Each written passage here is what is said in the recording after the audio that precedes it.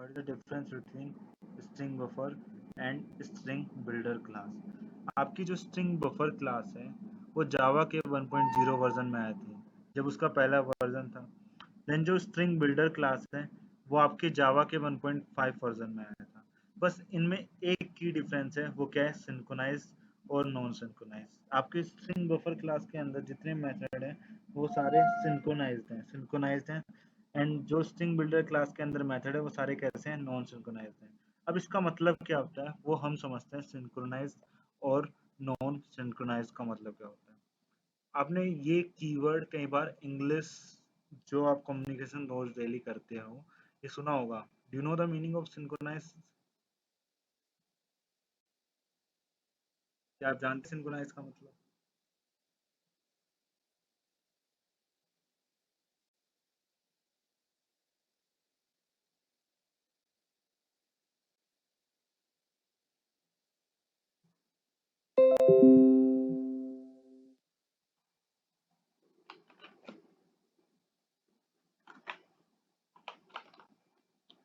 क्या आप सिंक्रोनाइज का मतलब जानते हैं?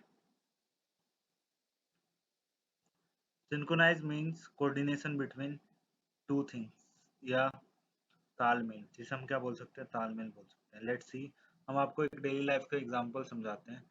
लेट्स सी, एक मेथड बनाया हमने सीट नाम से।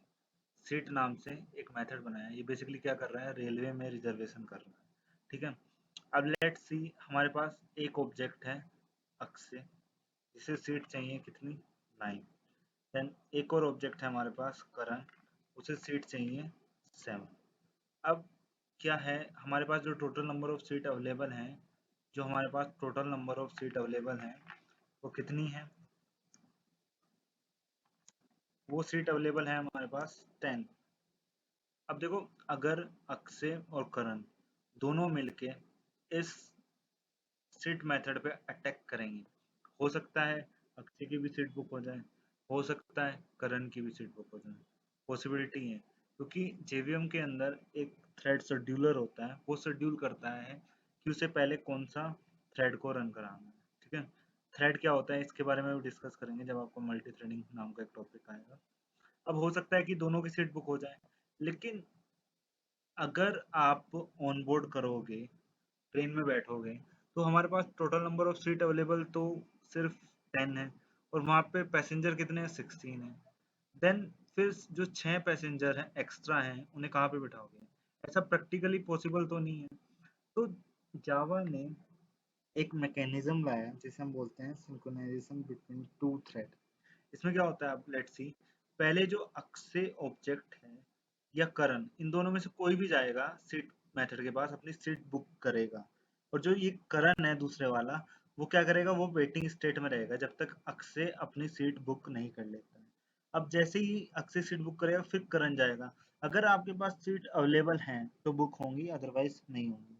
सिंक्रोनाइजेशन का मतलब क्या होता है, तालमेल, coordination between to thread, coordination between to thread. अब देखो, कई बार ऐसा होता है, कुछ स्ट्रिंग लिटरल ऐसी होती है, जैसे फॉर एग्जांपल हम नोटपैड पर टाइप कर रहे हैं, यहाँ पे हमें सिंक्रोनाइजेशन की जरूरत नहीं है, मतलब हम एक साथ सारे करेक्टर को एंटर कर सकते हैं। तो हम सिंक्रोनाइजेशन क्यों लाएं? तो इसी के लिए जावा ने क्या किया, एक जावा के 1.5 वर्जन में स्ट्रिंग बिल्डर क्लास को इंट्रोड्यूस किया। देखो, अगर आपके जो लिटरल्स हैं अगर सिंक्रोनाइज हैं तो क्या होगा, परफॉर्मेंस स्लो होगी, क्योंकि आपका जो दूसरा ऑब्जेक्ट है वो कैसे जा रहा है, वेटिंग स्टेट में जा रहा है। तो जाहिर सी बात है आपकी जो परफॉर्मेंस है वो तो स्लो होगी ही। देन अगर आप स्ट्रिंग बिल्डर क्लास को यूज करते हो तो आपको वेटिंग स्टेट में जाने की जरूरत नहीं, आप डायरेक्टली एंटर कर सकते हो, मतलब दोनों अटैक कर सकते हो। देन आपकी जो परफॉर्मेंस है वो हाई रहेगी। इसलिए जावा ने इंट्रोड्यूस किया स्ट्रिंग बिल्डर क्लास को, क्योंकि कई टाइम हमारे पास ऐसा होता है कि हमें सिंक्रोनाइजेशन की जरूरत नहीं होती। जैसे फॉर एग्जांपल आप नोटपैड पर टाइप करते हो, आपकी जो स्ट्रिंग है वो रैंडमली इंक्रीज या चेंज हो रही है। ठीक है। देन ये डिफरेंस होता है किसके अंदर, स्ट्रिंग बफर और स्ट्रिंग बिल्डर क्लास। इन दोनों के पास सारे जो मेथड है वो सेम है, लेकिन एक डिफरेंस है, क्या, स्ट्रिंग बफर क्लास के पास जितने मेथड है वो सिंक्रोनाइज है। अब कौन कौन से मेथड है वो देखते हैं यहाँ पे। तो मैं यहाँ पे एक नई क्लास बनाता हूँ, राइट क्लिक करता हूँ, यहाँ पे न्यू पे जाता हूँ, देन यहाँ पे क्लास बनाते हैं। क्लास का नाम लिखते हैं यहाँ पे स्ट्रिंग बिल्डर, एस देखो प्री डिफाइंड क्लास नहीं बना सकते क्योंकि आपका एरर आएगा फिर, और public static void main finish पे क्लिक करते हैं। देन यहाँ पे स्ट्रिंग बिल्डर क्लास का मैं ऑब्जेक्ट बनाता हूँ, string builder s equal to new, then string builder, और यहाँ पे मैं स्टोर करता हूँ अक्षय। ठीक है, string builder objects are mutable, can be change, आप चेंज कर सकते हो। अगर आपको देखना है तो कैसे देखोगे, हमारे पास एक अपेंड मेथड है इस क्लास के पास जो क्या करता है, आपको इस स्ट्रिंग ऑब्जेक्ट के अंदर ऐड ऑन करके दे देगा। यहाँ पे सिर्फ आउट कंट्रोल स्पेस, अगर मैं एस को प्रिंट कराऊँ तो आप देख पा रहे हो यहाँ पे ऐड ऑन होकर आपका प्रिंट होगा। पहले क्या था अक्षय, फिर इसमें ऐड ऑन हुआ चौहान। ठीक है, अगर आप इससे पहले यहाँ पे प्रिंट कराओगे एस को तो सिर्फ आपका क्या प्रिंट होगा, अक्षय। तो स्ट्रिंग ऑब्जेक्ट आर म्यूटेबल। ठीक है, string object are immutable and string builder class object are mutable। अब इसके पास और भी मेथड है, जैसे लेंथ मेथड है, या रिवर्स, या कैपेसिटी। कैपेसिटी का मतलब क्या होता है, जैसे फॉर एग्जांपल हमारे पास लेंथ मेथड है, ये क्या करता है, इसकी जितने भी कैरेक्टर्स के अंदर स्टोर है वो हमें बताएगा एस डॉट कैपेसिटी। और कैपेसिटी क्या होता है वो भी देखते हैं यहाँ पे, इसे कर देते हैं कमेंट। अब इसके अंदर कितने कैरेक्टर स्टोर हैं, 6, इसकी जो लेंथ है वो कितनी है, 6, और कैपेसिटी कितनी है, 22। देखो लेंथ और कैपेसिटी का मतलब क्या होता है, फॉर एग्जांपल हमारे पास एक बोतल है, वाटर बोतल, उसके अंदर जो वाटर है वो 1 लीटर तक स्टोर हो सकता है। कैपेसिटी का मतलब एक स्ट्रिंग ऑब्जेक्ट में आप कितना वाटर स्टोर कर सकते हो।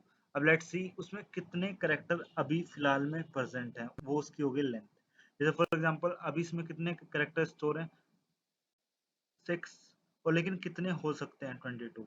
अब देखो जैसे ये अपने आप को इंक्रीज कैसे करेगा, हमेशा 16+6 करेगा, चाहे आप इसके एड ऑन कर लो। अभी देखो यहाँ पे मैं क्या है, 16+6 कितने होते हैं, 22। अब मैं यहाँ पे एस डी एफ ये कुछ डाल दिया मैंने। अब इसकी लेंथ कितनी है वो देखना है, यहाँ पे लेंथ कितनी है, 11, और 11+16 कितने होते हैं, 27। हमेशा अपने आप को इंक्रीज कैसे करेगा, 16+ जितने भी आपके करेक्टर हैं, जितनी भी लेंथ है। ठीक है, अब अगर आपको रिवर्स करना है सारे करेक्टर को, तो इस क्लास के पास एक रिवर्स मेथड भी है, तो कैसे यूज करना है वो देखते हैं हम यहाँ पे।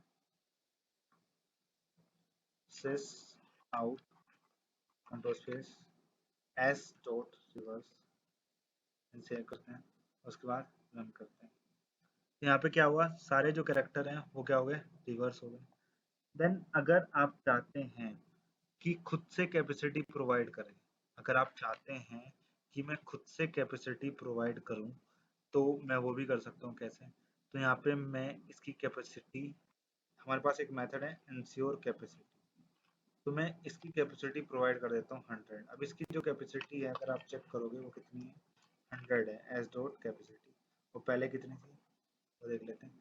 डिफ्रेंशिएट करने के लिए यहाँ पे बीच में डैश डैश डैश कर देते हैं, सिस आउट कंट्रोल स्पेस, सेव करते हैं, उसके बाद रन करते हैं। देन यहाँ पे देखो, यहाँ पे पहले इसकी जो कैपेसिटी थी वो कितनी थी, 27, अब कितनी दे दी मैंने, 100। अगर आप चाहते हैं कि इसकी जो कैपेसिटी है वो ट्रिम हो जाए, ट्रिम टू साइज, मतलब जितना इसका साइज है उतना हो जाए, तो हमारे पास एक मेथड है ट्रिम टू साइज। इसका मीन्स क्या होता है, it is use to trim the size of buffer equal to the number of the character present inside the buffer.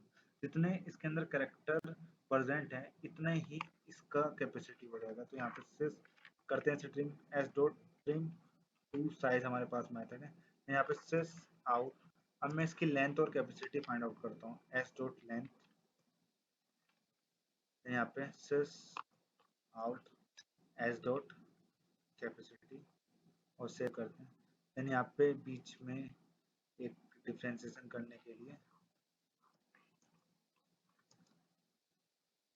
Dash dash dash कर देते हैं, सेव करते हैं, देन रन करते हैं। अब देखो यहाँ पे इसकी लेंथ और कैपेसिटी दोनों की कितनी हो गई, 11 with the help of trim to size.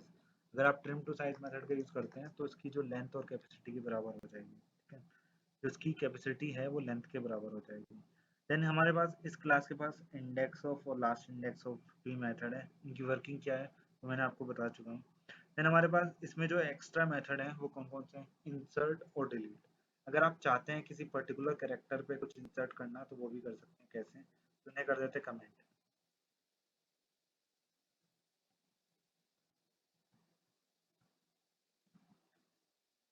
तो देखो यहाँ पे S sysout control space S dot insert, मैं चाहता हूँ वन इंडेक्स से लेके मेरा चौहान उसके अंदर एड ऑन हो जाए। सेव करते हैं। उसके बाद यहाँ पे देखते हैं इसका आउटपुट क्या आता है। तो आप देख पा रहे हो फर्स्ट इंडेक्स क्या है, ए के बाद में है, तो ए के बाद में आपका क्या एड ऑन हो गया, चौहान।